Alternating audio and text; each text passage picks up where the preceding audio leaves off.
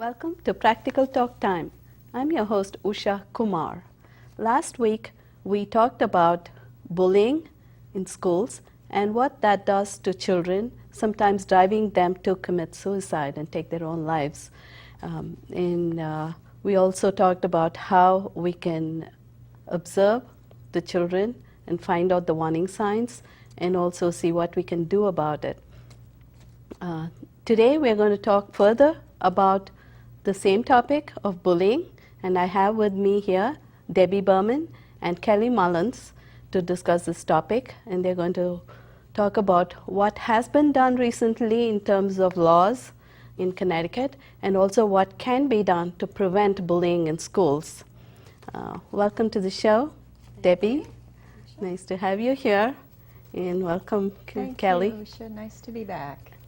It's I know it's very difficult to even think about some child losing his or her life on account of bullying and on account of not being able to take what their peers hand out to them in terms of meanness or bullying, especially cyberbullying. Debbie, do you want to tell about your experience in this regard? Yes, well, my daughter went through a period, her entire 8th grade year basically, where she was shunned and she was demeaned and she was isolated from some very close friends of hers. And with hers, it was very targeted, and it was, you know, basically one girl taking a very dear friend of hers away from her. And she was a very sensitive girl. They also brought a third girl into it. And she really felt like, I mean, she did get off the phone one night and she said to me, okay, now I have no friends. And she even whispered in my ear at that point, she goes, I feel like swallowing a bottle of pills. Now, even then, my mind did not go to suicide. It just was like, is she just exaggerating? Oh, it's just part of growing pains. Because that's what you think of growing pains and whatever. But for her, it really wasn't. I mean, she didn't have a whole huge group of friends. So for her, she really did feel like she had absolutely nobody. And she didn't really feel like there was much that she could do about it. And it was just feeling when she'd be at lunch, she would go to sit with these girls, and she told me they would get up sometimes and go out to recess and just leave her sitting there by herself. So this kind of isolation, you know, in terms of social behavior, is that kind of peculiar, or is this common? Kelly could probably tell you. Yeah, I Kelly. think it is common. I'd like to say that it's totally uncommon and rarely ever happens, but that's not true. It does happen in these cliques and social groups. And what we find with issues of bullying, especially in what is called relational bullying, that happens with females a lot, is there is bullying happening within a friendship group. Yeah. So, you know, one minute you're in and you're friends, and the next minute you're out. So a target of this kind of is left in limbo or confusion constantly, which, you know, escalates their feelings of betrayal and isolation, and certainly leads to loss of self-esteem. But then when one feels all those things, you know, loss of self-esteem and everything, I mean, shouldn't they just say, hey, who cares, you know? Like, you don't want, that's fine, it's your loss that you don't have my friendship. But not everybody has that kind of backbone. I mean, for Alexa, she was extremely sensitive. How old was she? She was 14. She was And I will tender say, teenage too, years. she also had been adopted when she was 3.5 from Russia, from a Russian orphanage. So her background was very different. Now, I don't want to say because she was adopted she did this, No. because not all adopted children do this. But it did make her more vulnerable. And she had been with her birth mother for 18 months and then ripped away from her just all of a sudden. So as her therapist had said to us, she doesn't remember that, but it sits there. It's in there. So the pulling away of the relationship for her, it was devastating. And she would sometimes say to me, but Mom, I didn't do anything.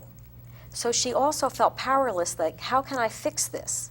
I didn't do anything, and yet I'm here with no friends. Did you ever find out what the reason was, why they started doing this to her? No, I think it's just, as Kelly was saying, it's that relational thing that one behavior. girl wanted this girl as her friend, and she was, she had to push Alexa out because In that order was a to be- competition for her, and it gave her power. And that's the key word. It is a power struggle. It's about the one who wants to control some of the people around her. And some of the ways that that happens is getting her group against one person.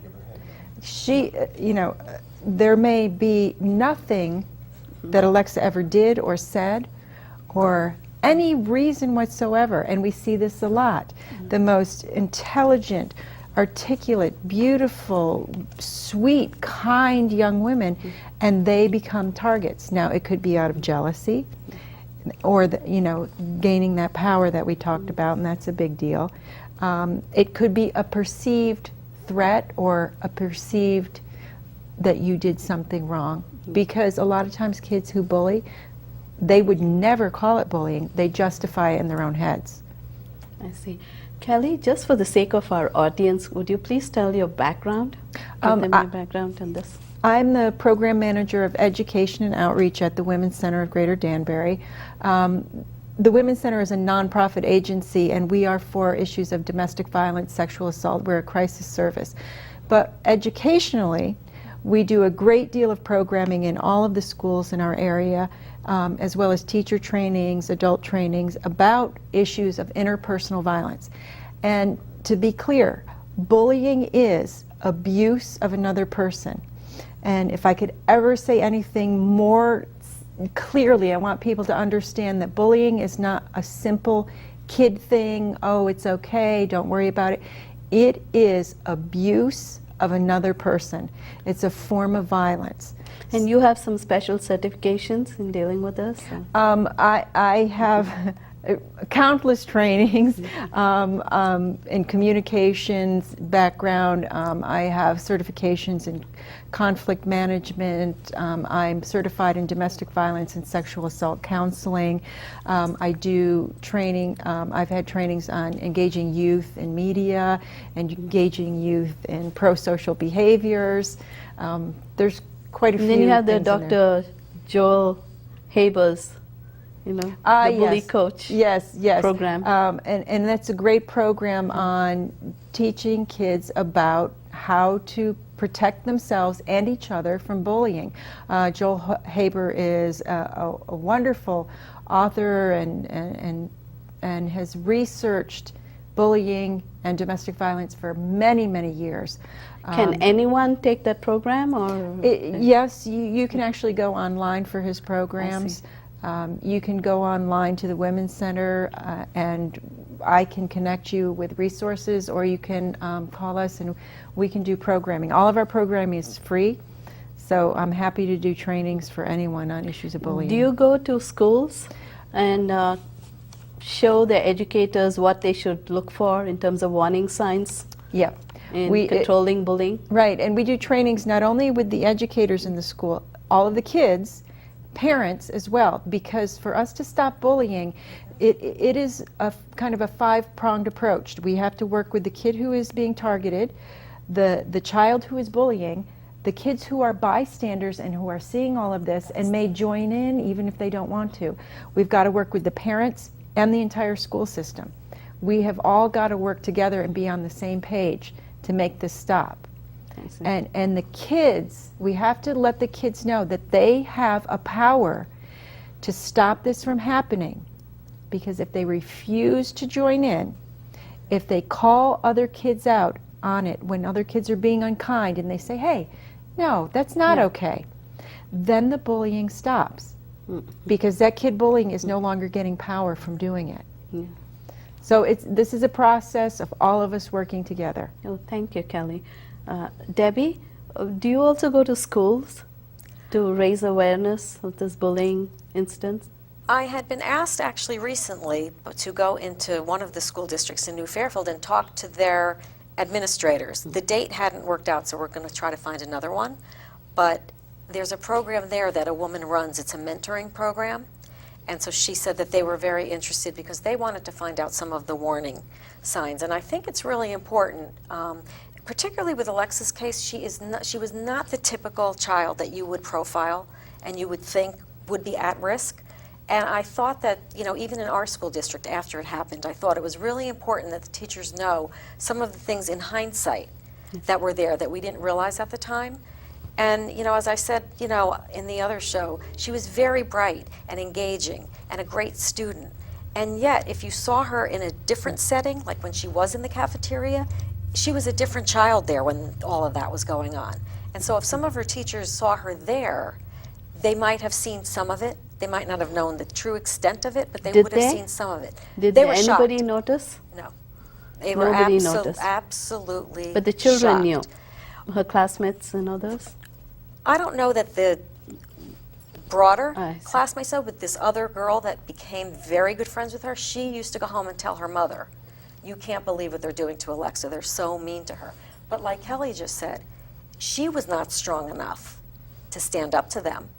She should have sought some She help. should have tried to have done something. And it took Alexa many, many, many months to stop going over to that table of those girls and getting rejected by them, and finally going to this new table with this other girl and some of her friends, because she felt like, I may be rejected from them. And she wouldn't take the chance. And it took her a very long time to do that. I see. Yeah, and that fear of rejection is very powerful, which is why a lot of kids will not stand up to the leader who's bullying. And that fear of rejection is also part of why they may not be able to make other friends or go join other groups of kids. They carry that fear of rejection with them. And those quieter kids need to learn to stand up. Yeah, another thing is, I think in modern life, what's happening is children go to school and then at home they are quite isolated because nowadays nobody lets their children play around after school. You also don't have time I remember for at least for an hour or so I used to play outside on the street with other children in the neighborhood. And there's no talk time. I mean, very few kids have dinner with their parents these days. And if they are, they're texting. So you That's don't true. even talk about issues. What happened in your day today? What was the best thing that happened? What was the worst thing that happened? How could you Yeah. have handled this situation or that situation? So And in those days, I think, growing up, I'm just trying to compare, you know, my life as a student with what's happening today. And also, I have some ideas about, you know, my son going to school. And again, facing some bullying of some sort anyway. Among boys, it's always common in terms of violence and physical activity in that area. And the issue today, though, brings in the cyber issue with all of the technology that the kids cannot get away from when they go home. Yes. And a lot of times people will say, well, why don't you just step away from the computer, put your phone down? But what the kids do is they're trying to keep up with what's being said about them. They're trying to stay on top of it. So they're continually drawn back to check what is somebody saying, what is going on. It's a feeling for them of trying to keep up with it. But at the same time, they're being bombarded with these horrible messages that are the bringing instant them down. messages, Twitter, and Facebook, all of the social, all the social media, and that is a whole another issue with how kids are being so unkind because they feel like they can get away with it. I don't have to see your face to see your reaction. I can just do it online. And that way I feel like I've got this barrier. one of the things that hurt Alexa the very most was in 8th grade, they go on a field trip to Washington, D.C. She looked forward to that the entire year, and you get to pick your roommates. So she thought she was going to go with these two really good friends of hers. Well, when that all happened, that was the end of that. And at the, I'd say maybe 2 weeks or so beforehand, these three girls put up a big picture online, my Washington roomies, with the queen bee in the middle and her arms around the other two girls. And she just was blown away by that. I see. It was so I can hurtful. see that, Alexa must have been a very sensitive girl. And especially at teenage, and especially when you have a lot of expectations from friends, that happens. And this can also happen in families, not just among friends, right? Absolutely. Bullying can happen within families too. Bullying happens within families, with adults, between siblings. There's that issue. And we do have a big issue now with senior citizens being bullied, not only by other people, whether caregivers, but also senior citizens bullying each other. And there's a whole lot that goes into that. What are the warning signs of bullying in a school setting? Because we are kind of talking about the middle school, high school kind of area. I think in particular, usually it happens in places that are unstructured. So you will find a lot of it on the playground if it's younger kids. You will find a lot of it in the cafeteria. I know with Alexa that was a big thing. If you watch kids who are just kind of like sitting by themselves, or even if they're sitting with other kids but they're not talking, And kids the are bus talking rides around too, them. I think. Bus Bus rides as well. Notorious for That's being when they're the out worst of the places. classroom, but within the school. Right. But it also can setting. even be when you're in your classroom, especially if they're asked to go in a group and do a group activity, and it's not where the teacher's asking them or telling them, you're going to work with this child and this child. They're allowed to pick, and then you'll sometimes see that one child on the fringe just can't find a spot for him or herself, and nobody else is saying, come join me, come over here. So you'll see it there as well. And those are all the warning signs, you know, changes in friendships, no longer, getting, having other friends come over to the house, no longer maybe getting phone calls or texts.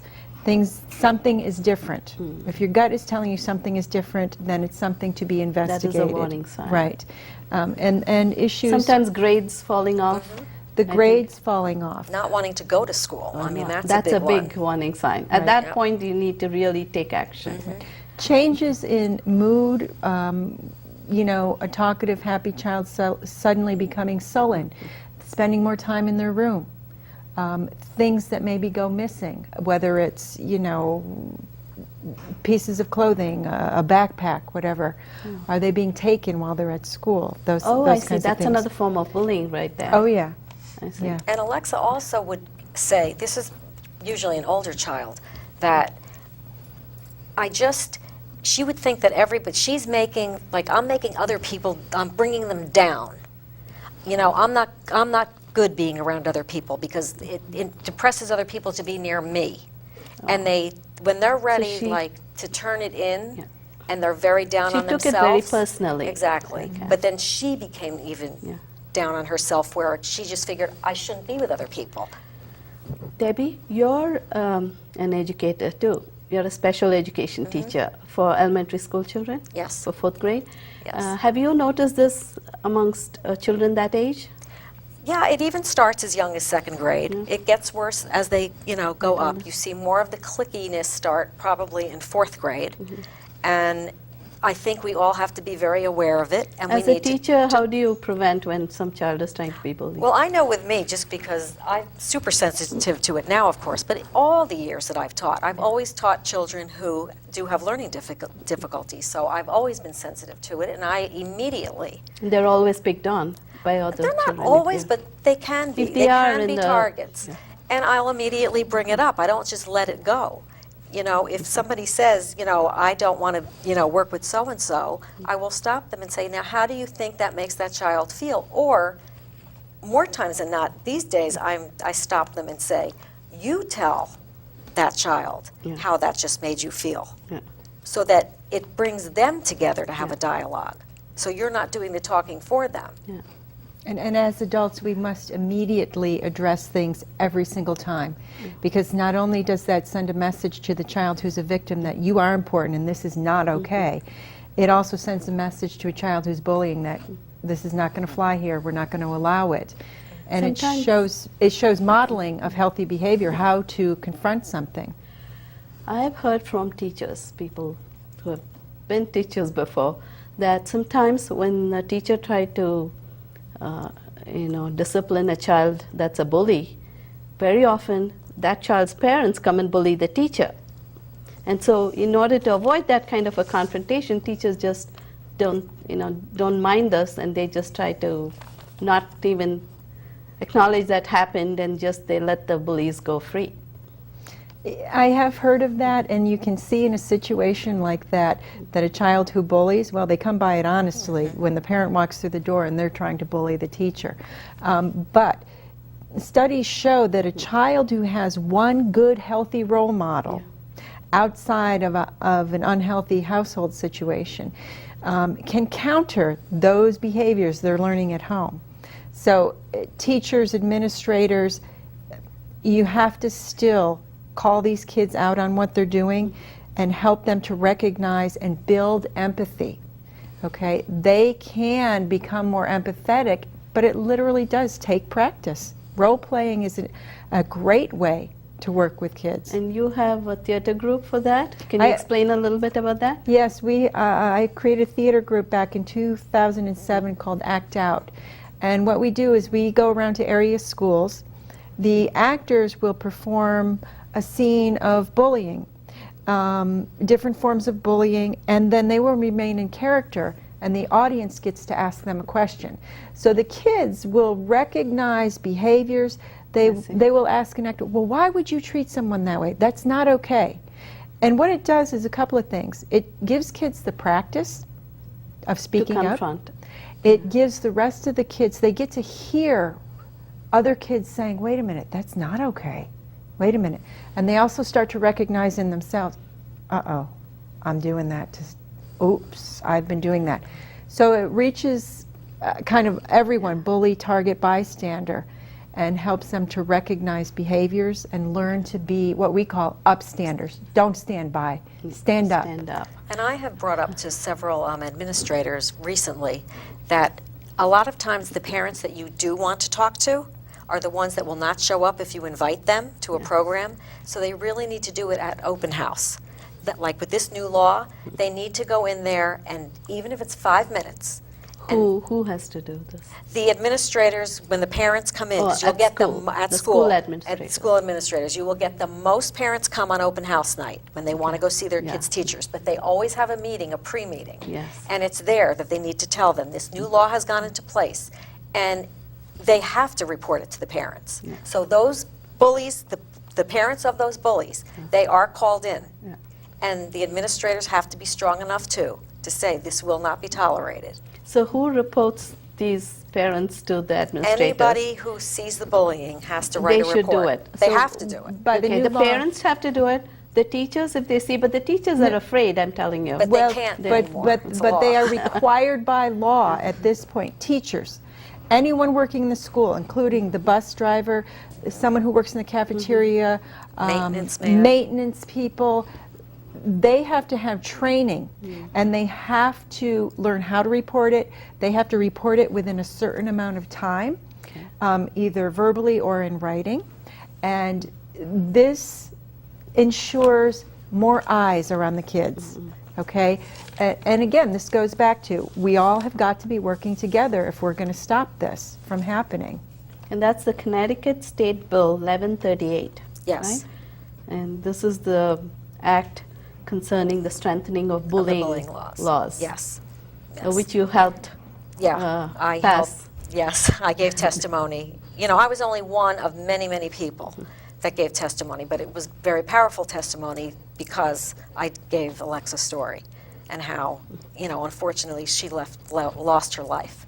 That is to what bullying. really hurts me, that a child had to lose her life before some change could happen in our Connecticut school system, you know, to make it safe for normal children to go to school I mean, and the not be talk was- harassed by the bullies. The talk was there. It's just that there was still dissension about having it get passed. Mostly I heard because schools felt like it was going to cost a lot of money. So some administrators were against it because they didn't want to have to put money into the Oh, program. yeah. Oh, where will we get money for training? I'm saying parents and adults should always, you know, when they are adults, they should already have training for this. Well, Right. it should be from the time they're My Right. opinion, yeah, and they should Right. have been trained from the time they were little. And Somewhere something is missing in the education. When we do programming, we start with preschool. We do puppet shows with preschool age children to understand boundaries, what's okay, what's not okay, and how to say, no, I don't like that, please don't do that. So it starts very young and needs to continue all through school, as well as parent, teacher, administrator training. My question is, if this law was passed last year, has it been enforced already, and has training been given to all the school system? It's I mean, all the going in teachers? stages. The first part was we had to get a survey together And so their survey had to be given out to all the teachers, parents, and to figure out, where everybody is and where everybody feels the school is at this point. And at least in our school now, the next step is to see what we want to do in terms of the students. A survey is going to have to go out to the students. So it's to still how at safe that they feel. stage. It's not still at been that stage. invest- This is going to take a number of years. There's so many components to this. I mean, there's a notebook this thick. That is what I cannot Right. understand. When children can instantly message something, why can't we have a good program all done in 2 days' time, nicely, really, by a good team of people, and then send it to every email, whatever. Let them go look at this website and watch the show. Well, You know? it would Let be everybody nice. watch it, and so they know what Right. they're doing wrong as parents. If they are themselves bullies, let them learn from this and let them start training their little ones better, right? Yes, I mean, but so it should not take this long in this day and age. It's the government. there's no, a lot of red see, tape. No, it's a matter of what we are allowing to happen. We are okay with it. We accept that it's going to take years. No, we should not accept that. Well, this Everybody is- should get involved in this and start acting on it right now. This is part of the process, is that everyone has a voice. You've got to write legislators, you've got to talk to your school administrators and teachers and tell them what you want. We don't want kids to be bullying. We don't want one more child to die. So we've got to continue talking about this, and we've got to keep fighting for these kids. But I'm thinking any of your programs, if you have them, they should be in the electronic media, and it should be out there already. Thank you very much for coming here, Debbie. Thank you and, very much for and having sharing me. your story with us and Alexa's story with us. And thank you, Kelly, for coming here and showing us how we can understand how to, face these conflicts. You're very welcome. And in those of you watching at home, I want you all to understand that bullying and all of these kind of behavioral problems do start from the home. And it's very important for each of you in your own family setting to make people understand what bullying is and how at least your family, is not a bully. And that would at least help.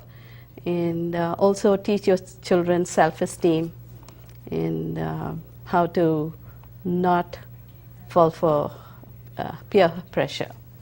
Okay, I hope you enjoyed the show. I hope you got some informative stuff from the show. And until next time, goodbye.